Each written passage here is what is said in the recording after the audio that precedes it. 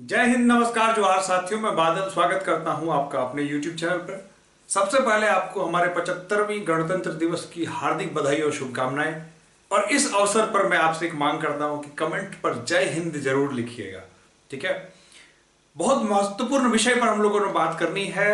इसके पहले हम लोगों ने परीक्षा की तैयारी के संबंधित जितनी भी काम करनी थी कर ली है, जो भी बातें करनी थी कर ली है। अब जो मैं बात करने जा रहा हूं यह आपके लिए बहुत ही महत्वपूर्ण बात है। वीडियो को स्किप ना करते हुए अंत तक सुनेंगे। ये आपके एग्जामिनेशन हॉल में आखिरी पेपर तक ये बातें आपके काम में आने वाली हैं। ठीक है।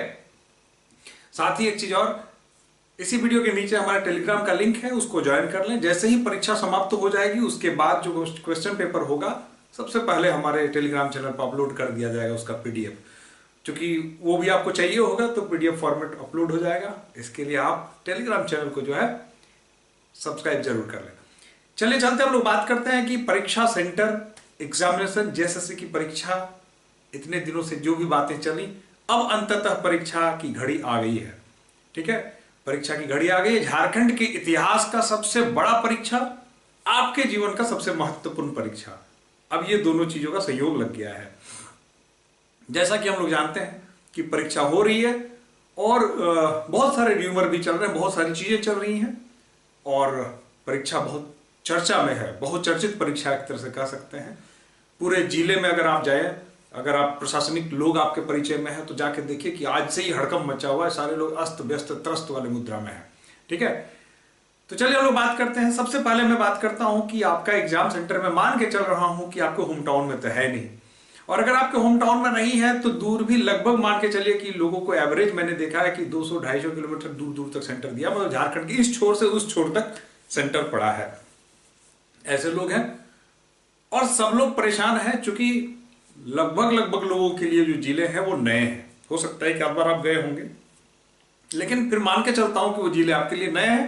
तो सबसे पहली बात जो मैं इंपॉर्टेंट बात गिनाने जा रहा हूं, पॉइंट नंबर 1, कि आपको कल ही निकल जाना है। और कल ही निकलने में एक चीज का ध्यान रखना है आपको कि कल सेकंड हाफ में नहीं निकलना है, कल फर्स्ट हाफ में निकलेंगे। उसके कुछ फायदे हैं, मैं अभी आपको बताऊंगा। फर्स्ट हाफ में निकल जाए, सेकंड हाफ में निकलने की गलती ना करें। कुछ लोग सोच रहे हैं कि आराम से जाएंगे, शाम तक पहुंचेंगे, हमारा काम हो जाएगा।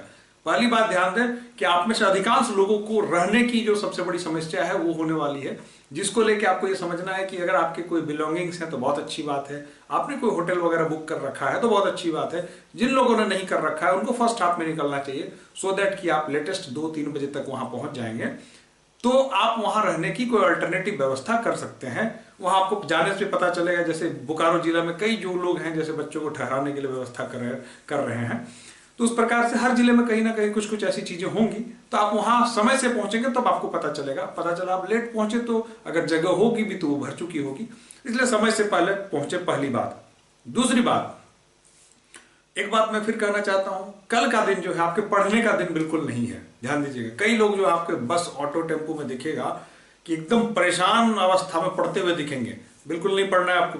कल एकदम मस्ती में गाना लगाइए, गाना सुनिए, मस्ती में जाइए, रिलैक्स होकर जाइए और अपने जो है पॉजिटिव थॉट्स को जो रिकॉल करिए। ये आपका कल का काम मेरे हिसाब से। ठीक है। कल ऐसे आप यात्रा करिए, पहुंचिए, एग्जाम सेंटर पर आइए। उतरने के बाद सबसे पहले जो है आपको ठहरने की व्यवस्था और एज वेल एज आपको एग्जाम सेंटर के बारे में वहां पूछताछ करनी है लोगों से। क्योंकि बहुत सारे लोगों का कल जेएसएससी ने नोटिस जारी की थी, जिला मुख्यालय से बाहर सेंटर दे दिया गया। तो जिला मुख्यालय में तो आपका अगर नहीं है, अनुमंडल में है या और दूर दूर है, तो हो सकता है कि जिला मुख्यालय से 20-25 किलोमीटर दूर दूर तक सेंटर दिया गया है। तो पहले आप उतरिए, ठहरने की व्यवस्था के साथ साथ ये भी पता कीजिए कि वहां जाने के लिए कम्युनिकेशन क्या है, वहां जाने के लिए गाड़ियां कब से मिलनी शुरू हो जाएंगी। और अगर चूंकि झारखंड के सारे जिले एक जैसे नहीं है ना, कुछ ही जिले हैं, 4-5 जिले हैं जहां पे सारे साधन ठीक ठाक मिल जाते हैं। कई ऐसे इंटीरियर जगह हैं जहां पे संसाधन कम है। तो वहां पहले प्रयास करिए कि जानने का कि रेगुलर संसाधन क्या है। और रेगुलर संसाधन तो ऐसे भी आपको मालूम है कि वो आप पर भारी पड़ेंगे, आपके काम आएंगे नहीं, कम काम आएंगे और संख्या के हिसाब से वो अस्त व्यस्त हो जाएंगी। तो पहले प्रयास करिए कि अगर हो सकता है तो आप अपने लिए कोई एक ऑटो जो है कल ही शाम को वहां पे बात कर लें, कोई गाड़ी बात कर लें, 2-4 लोग मिल के बात कर लें। वहां जाने के बाद आपको सेंटर के साथ ही मिल जाएंगे, तो किसी गाड़ी को हो सकता है तो उसको आप बुक कर लेते हैं, जिससे आप रिलैक्स हो जाएंगे कि हमको एग्जाम सेंटर पहुंच जाएंगे। आपको मालूम है 7:30 बजे आपको पहुंचना है, तो आप 7 बजे पहुंचने का प्रयास कीजिए। जिला मुख्यालय से 20-25 किलोमीटर दूर है तो आपको 6 बजे निकलना पड़ेगा। तो 6 बजे निकलने के लिए आपको सबसे पहले काम क्या करनी है कि आपको एकदम अर्ली मॉर्निंग 5 बजे सुबह आपको बेड छोड़ देना है। और 5 बजे बेड छोड़ने के लिए आपको मालूम है एग्जाम के पहले 7 घंटे की नींद जरूरी होती है। तो आप कम से कम आप सोच लीजिए कि आपको कब सोना है। रात को एट एनी कॉस्ट रात को 9-10 बजे तक सो जाना है, ठीक है। किसी प्रकार की गपबाजी नहीं करनी, मस्ती नहीं करनी है अपना, चूंकि एग्जाम सर्वप्रथम है, ध्यान दीजिएगा। सो जाए, 7 घंटे की नींद लीजिए, सुबह 5 बजे उठ जाइए नियम समय से। अगर आपने गाड़ी कर रखी है तो आप तो रिलैक्स हैं, अगर नहीं है तो फिर 5 बजे उठ के फिर आपको भागम भागम करनी है। दिमाग में टेंशन है, कौन सा रूट है, कौन सी गाड़ी है, नई जगह है। तो आप इस प्रकार से जो है, मैं मान के चल रहा हूं कि आप एग्जाम सेंटर पहुंच गए। एग्जाम सेंटर पहुंचने के दौरान, और कल भी ध्यान रखिएगा, कल भी यात्रा के दौरान, एग्जाम सेंटर पहुंचने के दौरान और एग्जाम में एंट्री के पहले तक जो सबसे खतरनाक चीज है जो आपके साथ होने वाली है, वो क्या होने वाली है कि आप ही के साथ जो परीक्षा में जाने वाले लोग हैं ना, वो चर्चा करेंगे कि अरे यार सारे सीट बिक गए, अरे यार 25 लाख में बिक गए, अरे यार 20 लाख में बिक गए, अरे फलाने ने ऐसा किया, हमारे मौसी के बेटे ने सीट खरीद ली, हमारे भाई ने सीट खरीद ली, हमें रात को फोन आया था, हमें मैसेज आया था, देखो फलाने जिले में सेंटर चल रहा है, रात भर पढ़ाया सुबह पर। ऐसी कई बातें आपके बीच में चलती हुई आपको सुनाई देंगी, ठीक है। पहली बात, कोशिश करिए और रिक्वेस्ट करिए कि हाथ जोड़ के मैं कहता हूं, चूंकि इन परिस्थितियों में फिलहाल वर्तमान में जब तक मेरे पास कोई ऑथेंटिक सबूत ना हो, मेरा कोई बस नहीं चलने वाला है, इसलिए मुझे ये सब मत सुनाओ, मुझे नहीं सुनना है। किसी प्रकार की गप में आप जो है शामिल ना हो, इस प्रकार की गपबाजी में। आप सीधा सीधा जो आपका ध्येय केवल एग्जामिनेशन एग्जामिनेशन और एग्जामिनेशन होना चाहिए। इन सब परिस्थितियों से जैसे आप जूझ के पहुंचेंगे, तब आपके साथ एक और चुनौती आएगी। लोग आपसे बात करेंगे कि पेपर कैसा आने वाला है।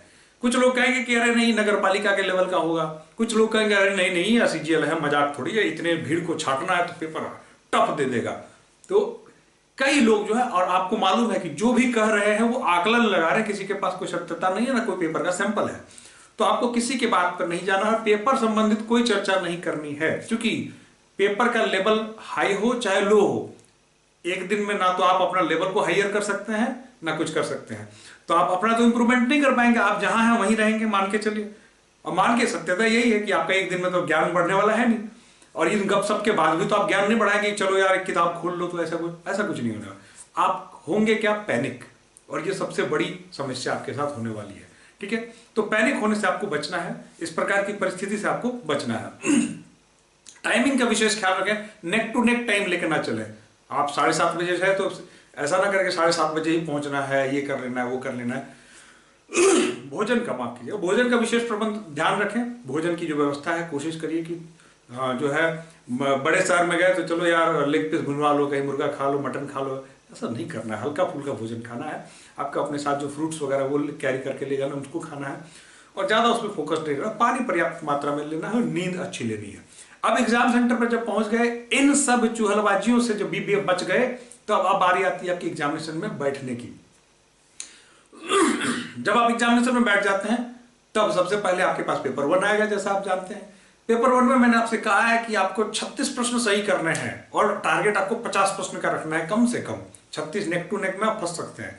यदि आप 50 प्रश्न सही करने का टारगेट रखिए तो आपको ऑटोमेटिकली 36 हो जाएंगे, क्वालिफाई हो जाएंगे। हिंदी या इंग्लिश किसी से मिला के आप उसको ले लीजिए, तो आपका वो ठीक हो जाएगा, ठीक है। उसमें परेशान होने की जरूरत नहीं, उसमें आप थोड़ी सी अपनी जो 2-4 सेट बना लिए होंगे, अनुभव ले, अगर किसी कारणवश नहीं भी बनाए होंगे तो आपको डरने की जरूरत नहीं। पैसेंस रखिए, समय आपके लिए एकदम पर्याप्त होगा। वहां पर 2 घंटे में आप उस जो है उसको आप हल कर सकते हैं, उसको ठीक कर सकते हैं। आपने पेपर ठीक कर दिया। पेपर 2 निकलने के बाद, चूंकि पेपर 2 में किसी प्रकार की चर्चा जनरली होगी नहीं, क्वालिफाइंग पेपर है, लेकिन फिर भी अगर कोई आपसे चर्चा करता है कि नहीं टफ है, ऐसा है, वैसा है, ये हो जाएगा, किसी प्रकार की किसी से चर्चा नहीं करनी। कितना भी सगा आपका मिल रहा है, भाई पेपर के बारे में माफ करो, पेपर पर कोई चर्चा नहीं करेंगे हम। फिर आपके पास जो 1 घंटा समय मिलेगा, उस दौरान आपको कुछ करना नहीं है, केवल आपको जो है अपने मनोबल को हाई करना है, और आपको फिर पेपर 2 में सम्मिलित हो जाना है। पेपर 2 जाएंगे, आपका लैंग्वेज पेपर है। पेपर 2 देने के बाद फिर आएंगे तो ये चर्चा फिर आम हो जाएगी कि नहीं पेपर 2 ऐसा हो गया, मेरा पेपर फलाना था तो मेरा ऐसा आ गया। कोई बोलेगा हमारा खोटा है तो हमने 95 मार दिया, कोई बोलेगा हमारा ये फलाना पेपर है तो हम तो मात्र 75 मार। ऐसी किसी चर्चा में नहीं पड़नी है। अगर आपको कहीं कोई चर्चा करे दिखे तो ना बोलना है ना सुनना है, एकदम किनारे हट जाना है। फिर भी मजबूरी हो तो हाथ जोड़ देना, भाई साहब मुझे पेपर के बारे में कोई बात नहीं करनी है, क्योंकि ये पॉइंट जो है आपके लिए डिमोटिवेटिंग हो सकता है। तो बिल्कुल नहीं सुनना है। आप जितना बना के निकले हैं, आपको निकल के भी आकलन नहीं करना है कि हमने कितना सही किया कितना गलत किया, कोई चेकिंग नहीं करनी है। जो बन गया, रंग दिया, छोड़ दिया, अब घर में देखेंगे जाके। पेपर 2 कंप्लीट, फेंक दिया, किसी से कोई बातचीत नहीं, किसी से कोई बातचीत नहीं कि पेपर 2 कैसा गया, पेपर 1 कैसा गया, पेपर 3 कैसा आने वाला है, ऐसी कोई बातचीत किसी भी बंदे से आप नहीं करेंगे। ये आपके लिए सबसे बड़ा ड्रॉबैक हो सकता है, ध्यान दीजिएगा, है ना। जब पेपर 3 में आप बैठेंगे तब आपको थोड़ा सा रणनीतिक होना होगा परीक्षा में अटेम्प्ट लेने के लिए। पेपर 3 में जो है आपके साथ इतना समझ लीजिए कि चूंकि वो बहुरूपी वाला पेपर है, बहुत सारे पेपर उसमें जो है सेगमेंट्स बटे हुए हैं, आपको मालूम है। सबसे पहले इस बात को आप समझ लीजिए कि आपको अपने कमजोर पहलू जो है उस पर फर्स्ट अटेम्प्ट नहीं लेना है, ध्यान देना है। मान लीजिए सपोज दैट आपकी मैथमेटिक्स कमजोर है और आपको लग रहा है कि नहीं अभी समय है मेरे पास, दिमाग भी ताजा ताजा है, तो पेपर 3 में मैथ्स को पहले बना लेते, जितना बनेगा आगे चलेंगे। नहीं बंधु, अगर मैथ्स रीजनिंग में कहीं फंस गए ना, एक प्रश्न में भी अगर फंस गए और आपका समय जाया हो गया या नहीं बन पाया, आशातीत नंबर नहीं उठ पाए, सही नहीं हो पाए, तो समझ लीजिएगा कि आपके बाकी 4-5 पेपरों को खराब करने के लिए पर्याप्त है। इसलिए आपको जो भी आपका कमजोर है उससे बचना है। अगर वीक है तो उससे क्या बचना है, उसको लास्ट में बनाना है। पहले जो बिल्कुल पढ़ना है, टिक लगाना है, जैसे कंप्यूटर सेक्शन है, अरे पढ़ा टिक लगा दिया चल दिए, झारखंड जी के पढ़ा टिक लगाया चल दिया, साइंस से टिक लगाया चल दिया, जीके जीएस है टिक लगाया जाए, यहां कोई परेशानी नहीं है। मैथ्स रीजनिंग बाद में और उसके पहले रीजनिंग बनाइए, फिर कोशिश करिए लास्ट में मैथ्स बनाने का। अगर आप मैथ्स में हीरो है तो फिर भी लास्ट में बना लेंगे, अगर आप रीजनिंग में हीरो है तो ऐसे ही बना लेंगे। और आप इसको अंत में, चूंकि टिक मारने में जो मैथ्स रीजनिंग छोड़ के कहीं आपको नंबर समय देने की जरूरत नहीं है, बहुत कम समय लगना है आपको, ध्यान दीजिएगा। मैं मान के चलता हूं कि 1 घंटे में लगभग 1 घंटे में आप इधर मार देंगे, फिर आपके पास 1 घंटे एकदम बचा रहेगा मैथ्स रीजनिंग के लिए, लगभग मान के चलिए, 5 मिनट कम हो अलग बात है। तो आप वहां पे बैठ के निश्चिंत से दिमाग लगा के कि कहां से हमको नंबर उठाना है, उनको देख के पहले मैथ्स रीजनिंग के प्रश्नों को ठीक से पढ़िए। और सीरियल बनाने की कोई जरूरत नहीं है, जो पहले बन पड़े उसको बनाइए।